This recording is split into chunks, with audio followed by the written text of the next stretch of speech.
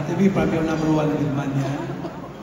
Ate B, tanong ko po, bakit pinili mo ang Uninvited over doon sa tatlong movie mo yan, pang MMF din na nibigwak mo? Sorry po. Sorry, can you repeat po, sir?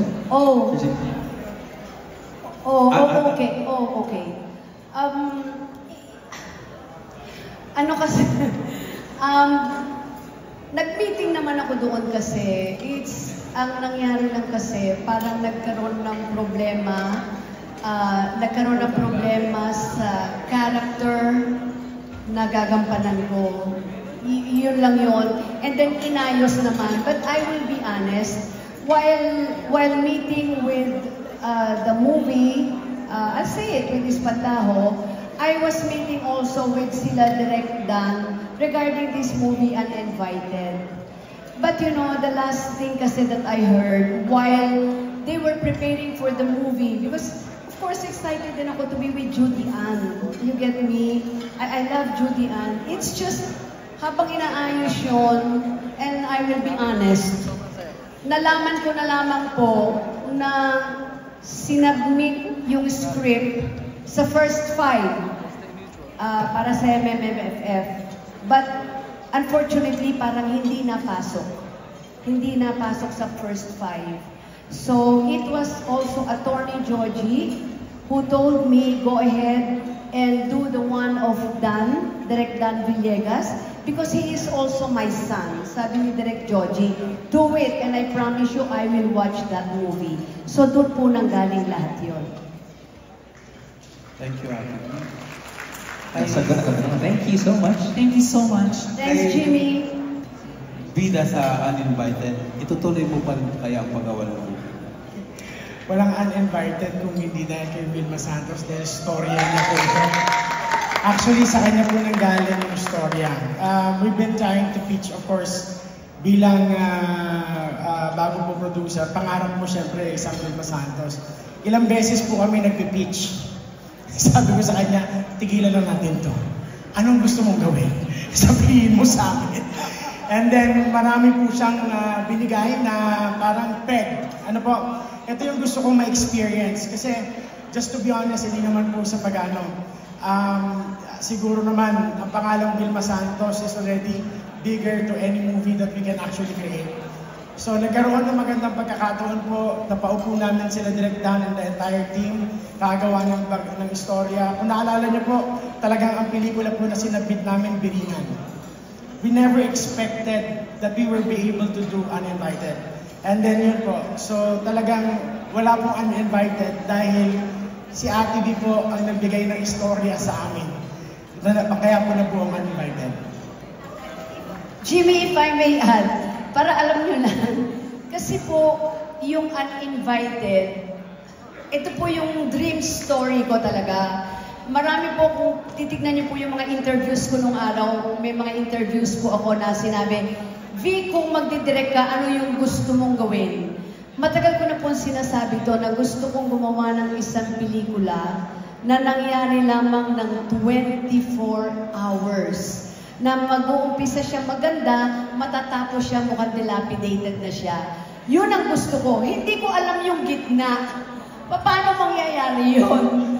Hindi. Paano mangyayari? Sila Direk at si Direk, hindi ko naman sinabi yun.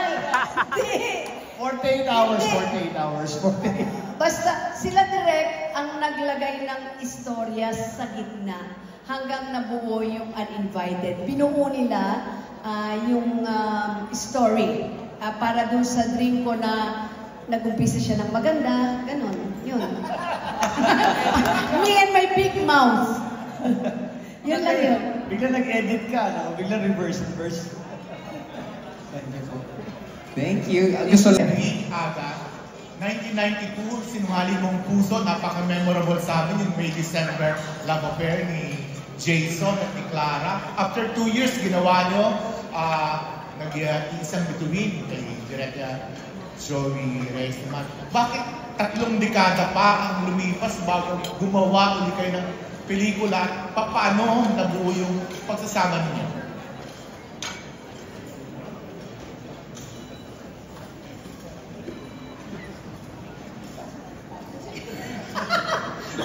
pasa ng Baka pasa. lang pasa sa akin. Agaton, ikaw muna. Sige na. Ikaw dapat. Oh, sige. Okay. Kasi kung ano sagot mo yun. Jerry, after 30 years, the last movie we did was Sinungaling Mong Puso. Pero may ano pa yung between. After Nag-iisang 2 years, between. nag-iisang between. Nag-iisang between. Pero matagal na rin. Siguro mga 25 years ago na rin yun. 1994, 30 years ago. Oh my God. 20 years old ako, 30 siya. Yeah. So, ano yun? Bakit dito? Kasi nung kinonceptualize yung istorya nito, of course, alam namin na hindi madali yung istorya ng Uninvited. Initially, ang tawag pa nga namin dito, Project Red.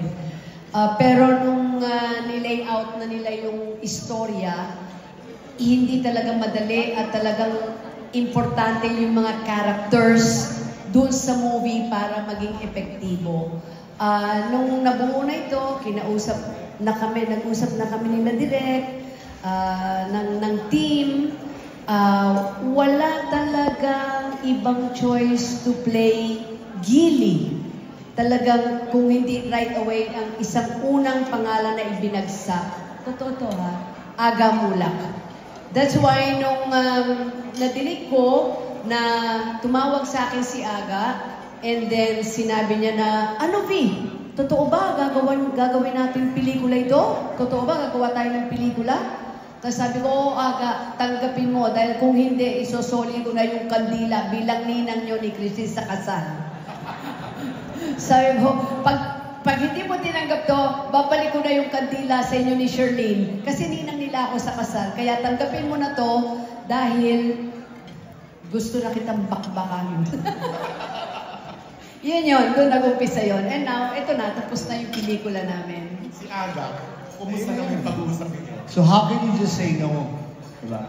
When the film was offered sa akin, all I had to do was call her first and then sabi ka ng project sa akin sa table, Sir, tatawagan niyo, bakit hindi? Nakakausap ko siya parate. I mean, we're good friends, so I called her up and I just asked that question. Gagawin mo ba to? Ikaw ba talaga? Tuloy ba talaga to? Sabi niya, yes. Sabi niya, yung Agaton, gawin mo to, ganyan-ganyan. Well, hindi niya naman kailangan magsalita pa, no? Para I was just waiting for this time.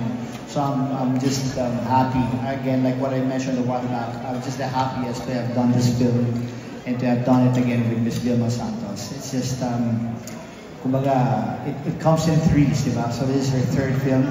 I'm okay. Done na ako sa buhay. Salamat. And proud ako sa dalawang pelikulang ginawa namin. Ito, sobra ako proud dito sa pangatlong to. Ay, di ko lang, excited lang po ako. Salamat sa pagkakuha niyo sa akin sa pelikula to. And if I may add, dadagdag ko lang, yung talagang napa-excite ako na talagang sabi ko, gawin na, mag-shooting na. When I learned also na umuo si Nadine. With all sincerity, Nadine, you know that. Nung malaman ko rin na okay si Aga, and then umuo si Nadine, parang sinabi ko, shooting na bukas. So, malaking bagay sa akin yon na talagang nakasama ko si Aga and si Nadine. And then, while preparing for the shoot, nalaman ko pa kung gaano kabibigat yung mga artistang makakasama namin sa movie. So, the whole time I was doing the movie, kahit na I was feeling bad, nagkakasakit na ako, tuloy pa rin. Kasi na-inspire at na-in-love ako sa Uninvited. Salamat. Totoo yan, nung sinabi nga sa akin kasama si Nadine, sabi ko si Nadine, ang leading lady ko siya. Sabi, hindi, anak mo siya. Sabi ko, buti naman. Yun lang, maraming salamat. Maraming salamat. Thank you, Sir Jerry. Sir Jerry. Thank you We very love that much. one.